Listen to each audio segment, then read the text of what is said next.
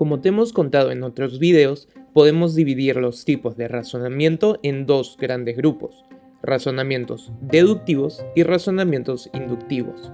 Estos últimos, si bien no son tan seguros como los deductivos, son sumamente importantes, tan importantes que fundan la base de la ciencia. Pero ¿qué harías si te dijéramos que este tipo de razonamiento no tiene una justificación racional? Probablemente no nos creerías. Sin embargo, este es uno de los problemas más importantes de la filosofía de la ciencia. A continuación, te lo contamos.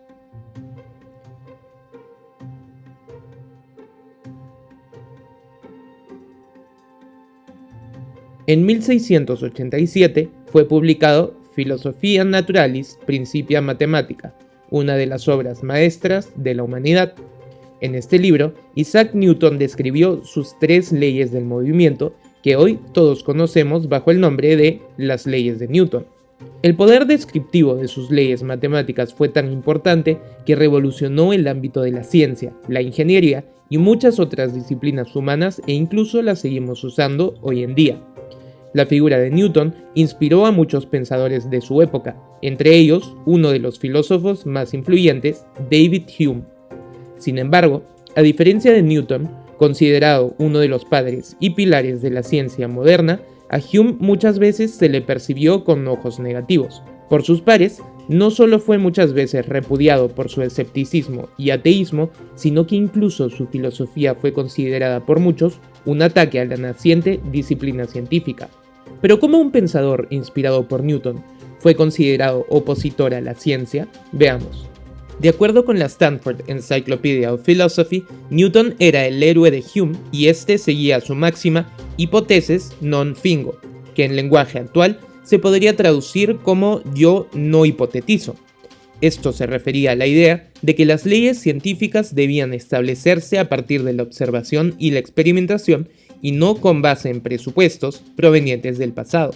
Ahora, a diferencia de las leyes de Newton, que se referían al comportamiento y movimiento de los objetos en el mundo, Hume estaba interesado en descubrir las leyes del pensamiento humano. En otras palabras, él buscaba encontrar qué principios gobiernan nuestra mente y pensamiento a partir de su cuidadosa observación. Esta investigación, publicada en sus obras Tratado de la Naturaleza Humana e Investigación sobre el Entendimiento Humano, lo llevó a dudar sobre la fundamentación racional de los razonamientos inductivos. ¿Pero a qué nos referimos? Como te hemos contado en otros videos, existen dos grandes tipos de razonamiento: los razonamientos deductivos y los razonamientos inductivos. Los razonamientos deductivos se caracterizan por ser aquellos cuyas premisas llevan de manera necesaria a una conclusión. Por ejemplo, si sabemos que todos los insectos tienen solo 6 patas y vemos a este animal, sabremos que no es un insecto. ¿Por qué? Porque nuestra premisa nos dice que todos los insectos tienen solo 6 patas. Si contamos las patas de este escorpión, veremos que tiene 8. Así, sabemos con certeza que los escorpiones no son insectos, son arácnidos. Por otro lado, los argumentos inductivos son aquellos que nos llevan de casos particulares a una regla general. Por ejemplo, si todos los cuervos que hemos visto son negros, entonces concluiremos que los cuervos son aves de color negro. Sin embargo, esta conclusión no es segura, ya que solo se basa en un conjunto limitado de observaciones. De hecho, existen cuervos blancos. Ahora, si bien los argumentos inductivos no son tan seguros, son indispensables para la ciencia. De hecho, las teorías científicas están basadas en la cuidadosa observación de la naturaleza y de experimentos científicos. Por ejemplo, la teoría del Big Bang y la postulación de la materia oscura están justificadas en nuestras observaciones del movimiento de las galaxias. Nuestra confianza en la teoría de la relatividad está basada en las repetidas observaciones del cosmos y de experimentos coherentes con las predicciones de esta teoría. Así, la observación de casos particulares para establecer conclusiones es una parte fundamental de la ciencia. ¿Cuál es entonces el problema de los razonamientos inductivos? De acuerdo con Hume, el problema yace en que no parece racional confiar en este tipo de inferencias. Veamos sus razones. Para empezar, a diferencia de un argumento deductivo, los argumentos inductivos no garantizan la verdad con respecto a su conclusión. Cuando deducimos algo a partir de premisas verdaderas, sabremos que nuestra conclusión será necesariamente cierta. Por ejemplo, si nos preguntan cuántas monedas tiene Juan en sus manos y sabemos que en una tiene 5 y en la otra 3, sabemos con certeza que Juan tiene 8 monedas en sus manos. No podría ser de otra manera. ¿Por qué?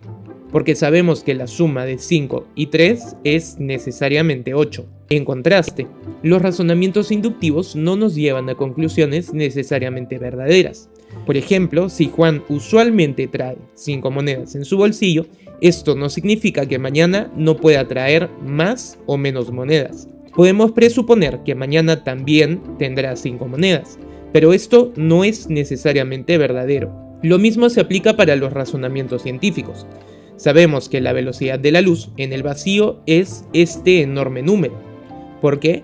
Porque esto es lo que nos dicen nuestras mediciones. Sin embargo, esto no implica que mañana esta no pueda variar. No tenemos una razón que explique por qué esta es su velocidad. Simplemente lo sabemos porque siempre lo medimos así. ¿Por qué entonces confiamos en los argumentos inductivos? Una posible respuesta, nos dice Hume, es que nuestra confianza en la inducción se basa en la experiencia. Dado que usualmente la inducción nos ha funcionado en la vida cotidiana y en la ciencia, entonces confiamos en este tipo de razonamientos. Así, su fundamento se basa en la misma experiencia. Sin embargo, desde un punto de vista racional, este argumento no funciona. ¿Por qué? Porque implica una falacia argumentativa conocida como petición de principio o argumento circular. De acuerdo con Irving Copy, fallecido lógico y filósofo, este tipo de argumentos asume la verdad de aquello que se está intentando probar para probarse a sí mismo. En nuestro caso, estamos diciendo que la inducción está justificada por la experiencia. Dado que la inducción nos ha funcionado muchas veces, entonces esta es confiable. El problema es que este razonamiento es a su vez una inducción. Cuando decimos que nos ha funcionado muchas veces, estamos pasando de un conjunto de casos particulares a una regla general. Así, estamos usando una inducción para justificar nuestro uso de inducciones. Estamos asumiendo la confianza en la inducción para justificar la confianza en la inducción. Este es el problema de la inducción. No parece haber una justificación racional de ella, más allá de que parece funcionar. Sin embargo, como vimos, este es un argumento falaz. Hasta el día de hoy, no tenemos un argumento enteramente satisfactorio de por qué debemos confiar en este procedimiento. La argumentación anterior podría llevarnos a pensar que Hume estaba en contra de la ciencia.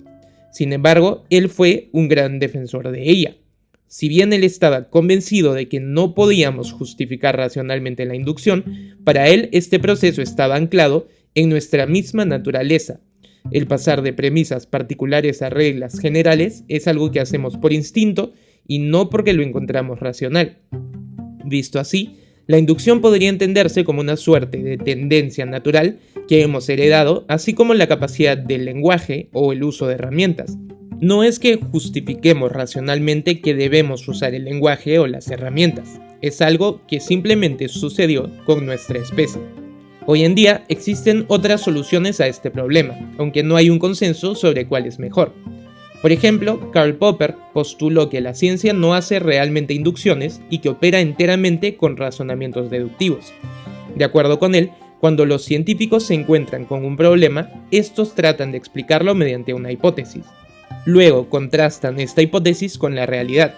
Si la realidad la refuta, entonces abandonamos la hipótesis. Si no lo hace, entonces la mantenemos. Así, el método científico no se basa realmente en la observación de varios casos particulares para llegar a una regla o ley general, sino que desde una primera experiencia propone una hipótesis para luego contrastarla con experimentos. Si la hipótesis es refutada, se deduce que es falsa. De lo contrario, se puede mantener como explicación hasta que la evidencia demuestre lo contrario. Como mencionamos, esta no es la única solución propuesta y justamente el método científico no intenta proponer verdades absolutas, sino explicaciones cada vez más precisas de cómo funciona nuestro mundo. Estas explicaciones son contrastadas constantemente con la experimentación y con el tiempo pueden ir cambiando. Estos cambios, lejos de ser negativos, nos ayudan a comprender y predecir cada vez mejor nuestro universo. Si quieres saber más sobre temas como estos, no te olvides de visitar enterarse.com y suscríbete a nuestro canal de YouTube.